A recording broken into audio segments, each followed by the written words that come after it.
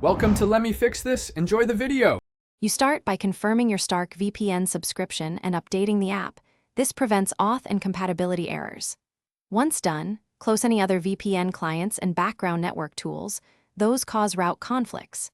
Make sure the app has network and location permissions, then clear its cache and data to remove corrupted settings. Finally, reboot the device to recreate clean network interfaces, which prepares the system for the deeper fixes that follow. Next, change the VPN protocol because many connection failures come from blocked UDP or incompatible stacks. Try UDP, then TCP, then IKEV2 or OpenVPN flavors. Disable IP6 at the OS level to avoid dual-stack routing issues and force reliable DNS like 1, 1, 1, 1 or 8, 8, 8, 8 so name resolution won't stall the tunnel. Run the Stark VPN client with administrator rights, and if packets fragment, lower the MTU to around 1,400.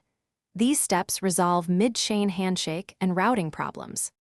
To finish, attempt a fresh connection and watch the app's status messages while running an IP leak test to verify the tunnel. If it still fails, flush your DNS cache and reboot the router to clear carrier or NAT glitches. Then reinstall the Stark VPN client to restore default configs. If problems persist, capture connection logs with timestamps and note protocol, port, and error codes. This single troubleshooting tip expedites help because detailed logs. Thanks for watching. If you found this helpful, don't forget to like and subscribe.